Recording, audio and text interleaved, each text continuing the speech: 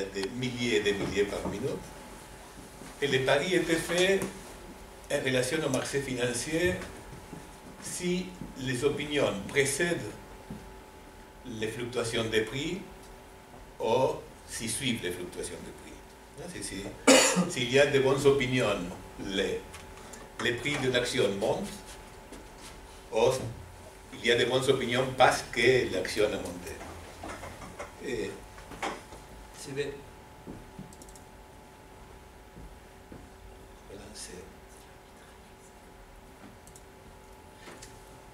En fait, on a commencé pour suivre les passages entre le Web 2 et le Web 3. Il y a plein d'informations ici qu'on ne va pas rentrer dans les détails. Si ça vous intéresse, vous m'arrêtez, on discute. Et plein d'informations plus ou moins structurées, on passe à chaque fois plus d'informations pas structurées qu'il faut analyser à partir des outils sémantiques pour comprendre qu'est-ce qu'il y a. Ça ne suffit pas de dire qu'il y a plein de tweets de telle action ou de tel thème, sinon, est-ce que les opinions sont bonnes, sont mauvaises, sont très bonnes, très mauvaises?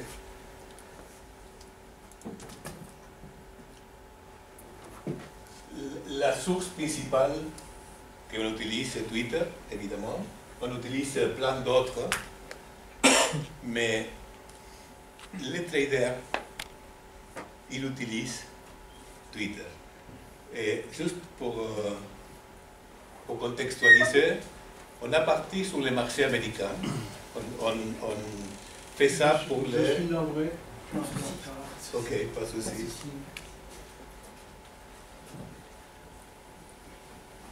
On a commencé pour le marché américain parce qu'il y a 3 ans, on a vérifié qu'il y avait plein de traders qui utilisaient Twitter en temps réel, même pour communiquer dans des petits groupes, pour communiquer. Et on n'était pas sûr si c'était applicable en France aussi. Maintenant, on est presque sûr. La deuxième raison, que c'était plus facile pour commencer à faire un moteur sémantique. En anglais, que c'est un petit peu plus structuré qu'en français, au moins pour moi.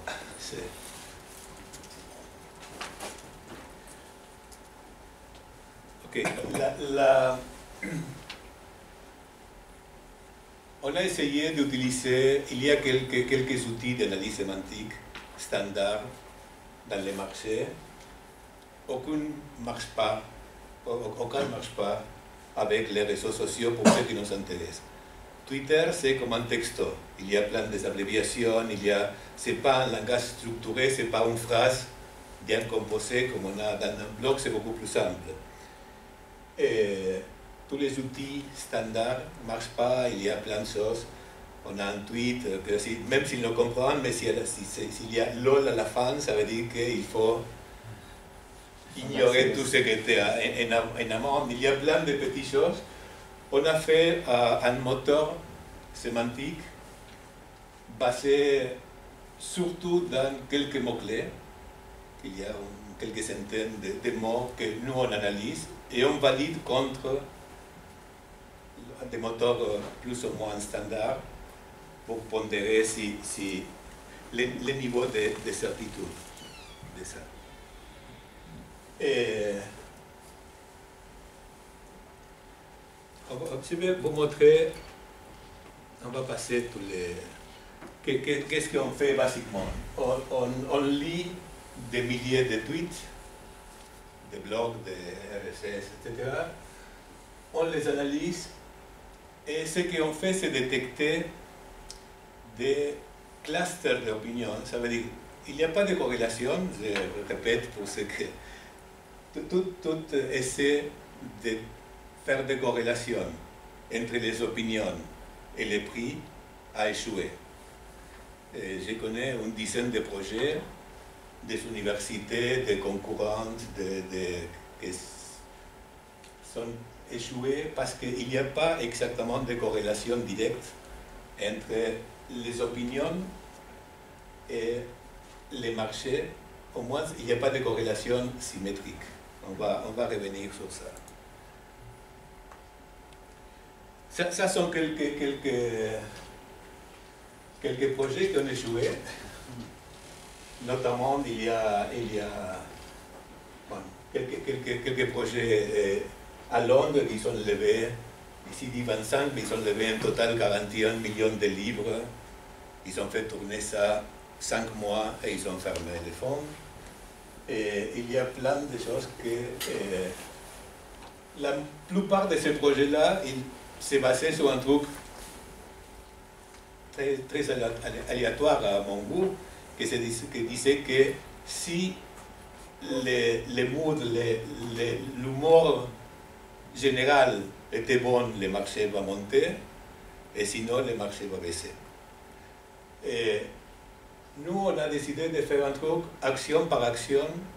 Il n'y a rien en général, il n'y a pas que le S&P va monter en général ou va baisser en général. Je peux vous montrer, on va passer. Ça, c'est le truc typique entre la corrélation entre les opinions, que c'est un vert, et les prix des marchés. Et quand ici on a acheté, et ça précède en fait, était presque à niveau de marché. Là, vous voyez, tout ça sont des vrais tweets. Je vais vous éviter de lire chacun, mais c'est juste pour vous montrer que c'est vraiment d'informations qui viennent des traders. Les traders, ils tweetent en temps réel beaucoup plus que je croyais au départ. Et ça m'a toujours étonné, mais même il y a des petits groupes. Si vous avez un groupe privé et vous tweetez, on peut lire l'information. Ça, c'est juste pour savoir. Mais c'est information quantitative. Ça veut dire, même s'il y a les tweets qui nous informent qu'il y a telle action qui va faire, ça, on va passer à côté, parce qu'on ne peut pas analyser ça. Et le pourcentage de tweets sur le total est assez faible. De toute façon, même si on dit des milliers de tweets. Mais tous les tweets que vous voyez sont la base de ce qu'on fait. Ici, il y a un autre exemple. Pardon, si je reviens en arrière. Ici, on a acheté. Ça sont des, voilà. Les dates sont anciennes, mais sont des vraies. On a acheté à 9h50 à un prix, pardon, à 11h55 les premiers, et on a vendu les 5. Ici, c'est pareil. Vous allez voir que les bénéfices, en général, sont de l'ordre de 2 et quelques pourcents. Et ici, vous avez un autre exemple de transaction.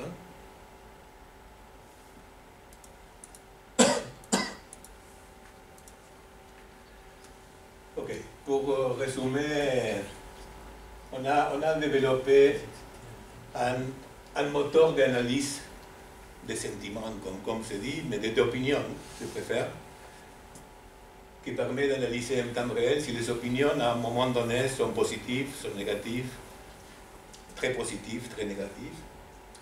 On a travaillé sur l'ensemble des S&P 500 pour avoir un marché large.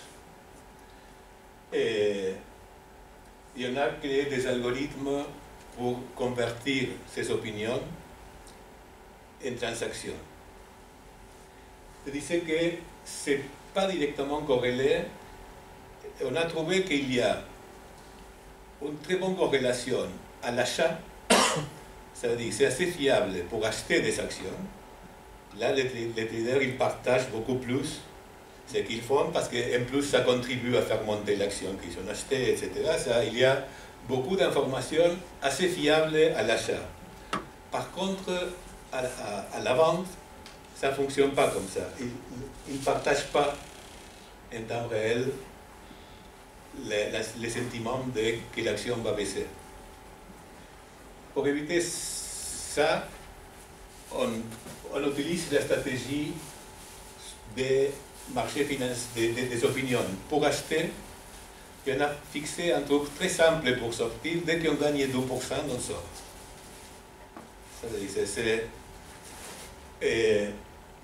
On a fixé un stop loss aussi à entre 4 et 6% assez haut en relation à ça. On fait tourner ça depuis 20 et quelques mois avec des résultats très constants. Je vais vous montrer deux graphiques. Ça c'est entre août 2013 et juin 2014, où les marchés étaient très bons. Les S&P 500 avaient tous les records de bénéfices. Et c'est ça. Ça, c'est les marchés. Et ce que c'est en rouge, c'est notre résultat à nous. Il y a un deuxième comparatif que c'est entre août, je crois que c'est mai 2014 et maintenant, où les marchés sont beaucoup plus faibles. Et ça, c'est le résultat. Je vais vous montrer on a le paradoxe de que j'ai fait des logiciels depuis très longtemps et c'est toujours difficile à évaluer les bénéfices d'un logiciel, combien les gens vont gagner s'ils changent de logiciel, de A à B, etc. Ça, c'est le plus simple à évaluer.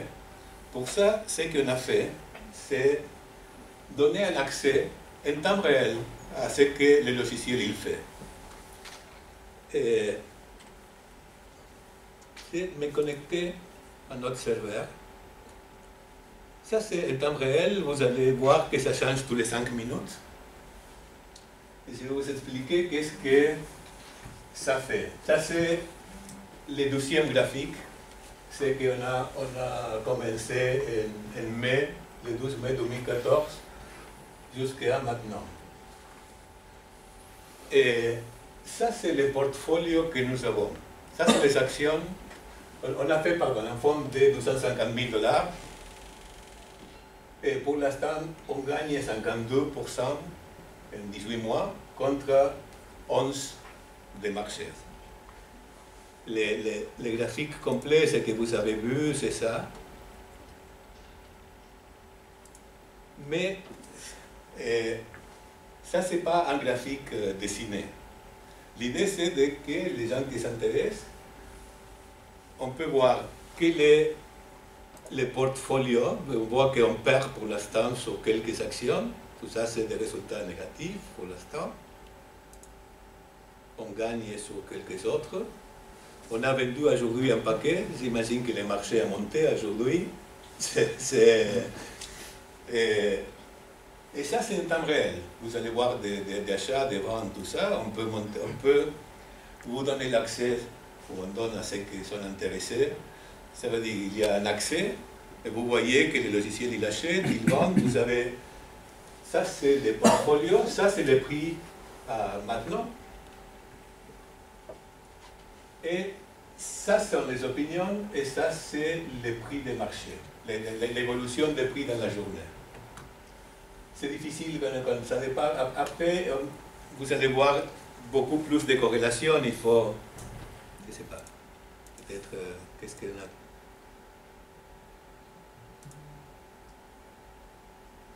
Le logiciel a acheté, il a vendu Amazon, j'imagine que ça réfléchir les graphiques, ça prend un petit peu de temps, mais c'est parce que c'est vraiment connecté en ligne et temps réel.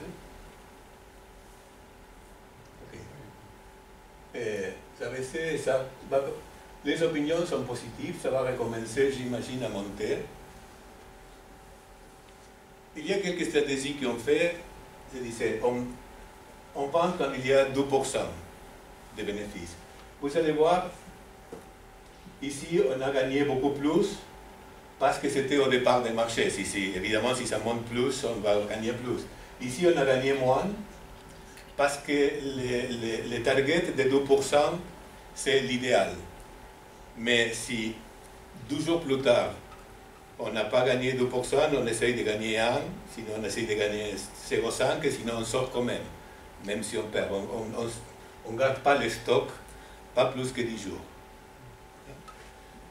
Et aussi les stop-loss, ça, on les fait à chaque fois plus petits, à fur et à mesure que passent les journées. Ça veut dire, on sort le plus vite possible, même si on perd. Et ça, c'est le schéma de ce qui est opérationnel. Ça fonctionne, on passe des vrais ordres. Les logiciels, ils fonctionnent de bout en bout. Ça veut dire qu'on a quelques prospects aux États-Unis qui ont mis de l'argent et on passe directement à la partie du logiciel les ordres d'achat et de vente. Et ça veut dire qu'on a fait toute la liaison, même pour passer les ordres, etc. Là, comme je dis, les résultats sont les vrais fees de combien ça coûte de faire les transactions. Tout ça, c'est net de tous les frais de marché. Et nous sommes, ça veut dire depuis 20 et quelques mois, on a plus ou moins autour de 2% par mois de bénéfices, et c'est assez consistant. Maintenant, on réfléchit à la meilleure façon d'exploiter ça, qui est, pour nous, qu'on ne vient pas des marchés financiers, ce n'est pas évident du tout. On a des gens qui se sont mis dedans aux États-Unis, mais quand on passe au contrat, c'est beaucoup plus difficile. La relation de force, ça, c'est pas à notre avantage du tout. Et on avait commencé avec un family office, on a quelques débuts de marche, mais on continue à évaluer quelle est la meilleure façon pour nous d'exploiter ces logiciels. Et je ne sais pas si vous avez des... En fait, je pensais à une des questions, oui. En fait, par rapport justement à la mise sur le marché en fait, du produit. Et, en fait, pourquoi pas faire un service de signal en fait, un service de signal. On a deux modèles possibles. Un, c'est un niveau de service de signal, ça veut dire, il y a 4 écrans, on aura 5, quelqu'un qui va dire, on achète ça, on vend ça, etc. Ça, c'est une possibilité. Et nous sommes assez, pas optimistes, on a confiance à comment ça marche ça, au point que le deuxième modèle possible pour nous, c'est de partager les bénéfices, partager même les résultats, même si c'est que je crois que c'est intéressant pour tout le monde, parce que les niveaux de résultats sont assez hauts, y compris cette année quand les marchés ont chuté. Et là, on a gagné encore plus, l'écart est plus grand en relation au marché. Ce sont les deux modèles possibles. Je ne sais pas si le modèle de signal, de service est intéressant, peut-être. Et pour l'instant, ce que je pousse le plus, c'est dire qu'on utilise quelqu'un à ses fonds, à ses comptes. Les autres choses, il autorise le logiciel à passer des transactions d'achat et de vente. Et il y a une échelle de partage de bénéfices. S'il gagne moins de 5%, il ne paye rien. S'il gagne entre 5 et 10, ça veut dire on a un partage des bénéfices. Et s'il perd? Je suis prêt à perdre aussi. Je suis prêt à perdre aussi. Et là, c'est où ça se complique. On va voir si on perd 3 fois de suite, on va réfléchir. Pour l'instant, je prends le risque. Je prends le risque que ça perd. Qu'est-ce qui ferait que ça marche mieux que ce qu'a fait BlackRock ou, Moi, je crois que la différence, c'est justement qu'on ne peut pas se baser uniquement sur les opinions et on ne peut pas se baser sur les opinions globales, sur une opinion globale. Je crois que la plupart qui sont échoués, ils se basent sur des opinions globales sur le marché. Peut-être que ça marche, c'est paris sur l'évolution des S&P, pas par action. Mais pas par action. Et si tu travailles uniquement sur les opinions, aussi ça ne marche pas. Surtout parce que tu ne sors jamais à temps. Ça veut dire peut-être que tu achètes, mais tu ne sors jamais à temps. Et techniquement, ça, on peut assimiler ça à un momentum trading ou à ce type de choses. On détecte rapidement, ça veut dire, il y a d'abord, j'imagine, ceux qui font des high frequency trading, qui achètent très vite. Après, il y a des gens qui commencent à publier ça, et après, les marchés y suivent. C'est quoi qu'on arrive à acheter avant que la plupart des marchés, quelque part au milieu. La sortie n'a pas la même séquence. La sortie n'a pas la même séquence. On sait beaucoup plus tard que les opinions suivent les marchés. Ils ne les précèdent pas. C'est quoi que sont les deux raisons qui ont fait qu'il y a plein de projets qui se sont... Et peut-être aussi les outils de web sémantique, parce que c'est passé presque 8 mois à analyser les résultats d'analyse avec 3 ou 4 outils les plus utilisés des marchés pour l'analyse sémantique. Et ça marche très moyennement avec les tweets. À la fin, on a créé notre propre moteur d'analyse basé surtout sur 300 et quelques mots-clés, plus quelques structures. En tout cas, on a passé du temps. Est-ce que vous avez sélectionné les traders qui tweetent ou vous prenez n'importe quel tweet qui a... Non, en fait, la sélection c'est fait par quelques mots-clés et par dollar Apple, dollar machin et tout ça. Et ça, en fait, on a 3 sources. On a un que c'est la plupart, que c'est directement pour les actions. Ça veut dire, on sélectionne les actions, les tweets en anglais, on filtre le plus possible au départ. Le deuxième truc, on a une centaine de personnes qu'on suit. Ah, donc vous des avez personnes, on suit Bloomberg évidemment, on suit quelques sources. Et la pondération est différente si ça vient d'un ou de l'autre. Justement, et cette pondération, vous l'avez faite comme ça en disant lui il est bon et lui il n'est pas bon, ou vous avez fait tourner différentes pondérations et vous l'avez faite... On a commencé pour dire il est bon, il n'est pas bon. On a juste 1 et 2, on multiplie, on a 2 fois la valeur, etc. Mais on analyse après si on garde la pondération ou pas. Ça veut dire qu'on analyse les résultats. Il y a des gens qui ont commencé en étant très bons et on les a virés de la base parce que c'était juste l'hasard peut-être. Quoi d'autre? Aussi, il ne suffit pas qu'il y ait des opinions positives. Par exemple, Apple c'est toujours un positif. Parce que les gens ils aiment Apple, c'est toujours positif, ça chute, c'est positif, c'est toujours positif. En fait, il y a l'algorithme un petit peu plus complexe, on analyse pas uniquement le positif, sinon en relation à la moyenne des derniers 45 jours. Ça veut dire peut-être qu'il y a 1000 opinions positives d'un coup, mais si la moyenne est que toujours il y a 1000, pour nous, ça veut dire qu'il n'y a pas vraiment un écart des opinions positives qui justifient d'acheter. Ça veut dire on analyse en relation à l'historique d'opinion et aussi on bloque comme les prix réels est une chute vraiment significative. Pas trop parce que les choses les plus intéressantes, on les fait quand les marchés chutent, les opinions sont bonnes et après les marchés remontent. là, c'est où on fait les écarts les plus intéressants.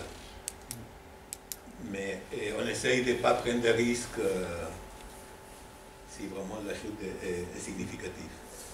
Et vous disiez au bout de 10 jours vous sortez, enfin vous essayez de sortir en baissant l'objectif, mais en moyenne la durée d'une position c'est combien de temps? Pardon? La durée moyenne d'une position? Et ça va être 3 jours, 2 jours. Et on sort, pardon, je vais revenir au site. On a un truc pour exporter les transactions. Aujourd'hui, c'est magnifique pour vous montrer parce qu'on a gagné plein de... toutes les transactions sont positives, c'est pas toujours comme ça. Je ne sais pas s'il y a Excel ici, sur cette machine-là, que c'est... La première fois que j'ai vu Marcos, il m'avait dit ça aussi. Tout était positif. Oui, c'est toi. Il faut que je te vois plus souvent. Du coup, je te revois aujourd'hui et je me dis... Mais ils ont confirmé que les marchés ont remonté. Oui, c'était bien. Et bon, ça il me donne... Je ne dois pas avoir Excel ici, mais on peut exporter la totalité des transactions. Là, vous allez voir qu'il y a on gagne, on perd, machin, mais les taux, en général, on a presque 70% de transactions positives et 30% de transactions négatives. Et si on veut faire que de l'intraday, pas avoir de position overnight? Pardon? Si on veut faire que de l'intraday, c'est-à-dire sortir tous les soirs, ça reste intéressant? J'ai essayé, c'est assez aléatoire. Là, il y a, aujourd'hui, chez ça, j'ai plein encore des opinions, des positions négatives. Math, je ne sais pas qu'est-ce que c'est, mais hier, il frôlait les moins de 1000. Ça veut dire que ça s'améliorait pas mal aujourd'hui, oui. Pourquoi sortir? Oui, s'il vous plaît, quand vous dites ça peut être une stratégie de position positive. Alors, positif, ça signifie vente, achat, enfin achat-vente ou gain-perte. Gain-perte, c'est ça, ici. Ici, je vais vous montrer, il n'y a pas d'Excel, ça ne peut pas exporter. Je vais vous montrer l'historique. On peut aller assez loin. On a des périodes, ici on a perdu 1200. Il y a des périodes, ici on a perdu 2 fois. Il y a des jours, ici on a perdu 2 fois. C'est les résultats réels. Ça veut dire que des fois, on est sorti, on a perdu. Et ça, il y a des périodes. Ici, par exemple, que c'est pas que. Bon, vous connaissez les marchés mieux que moi. Le 11 novembre, le marché a dû chuter pas mal. On a gagné un petit peu, on a assez peu et on a perdu un paquet. Ça veut dire qu'il y a plein de transactions. Vous avez des positions SRD ou pas? Vous pariez sur la baisse, je veux dire, aussi? Non, et pour l'instant, moi je reviens. Enfin, on a quelques pistes pour améliorer le logiciel. Ça veut dire, on travaille très premier degré, ça veut dire on achète et on vend. On n'utilise pas de leverage, on n'utilise pas des options, on n'utilise pas tout ce type de choses que j'imagine que ça devra améliorer encore l'utilité des logiciels. Parce qu'il y a juste une spécificité française, lorsqu'on achète des positions qui dépassent l'intraday, en fait on est soumis à la taxe, la TTF, de transactions financières. Par contre, quand on achète en SRD, on n'est pas propriétaire de l'action, et donc on est exonéré de ça en fait. Mais là, c'est le marché américain, de toute manière. Voilà, non, mais bon, après on peut acheter aussi en Non, France. oui, mais on a travaillé avec un family office français qui achetait sur le marché américain, en fait.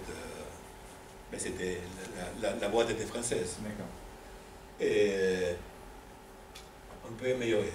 Honnêtement, je ne viens pas des marchés financiers. Je sais qu'on a 2 ou 3 pistes. On a des futures, on a des options et on a 2 ou 3 choses à analyser. Et j'essaie de pouvoir exploiter ça pour travailler. Et mon idéal, c'est de trouver une espèce de family office ou des petits groupes, machin, avec des spécialistes trading et faire des vraies analyses d'amélioration de ça, avec les futures, les options, voir qu'est-ce que ça donne. Pour l'instant, c'est j'achète et je vends. On fait ça, on passe comme ça les transactions, et ça sont les résultats jusqu'à maintenant. Après, c'est... Donc en cas de forte baisse, vous avez toujours vos stocks qui... Oui, oui, on sort. De toute façon, on a aussi, si vous voyez ici, on a, en fait, dans la partie de 250 000, il a gagné presque 50% en 18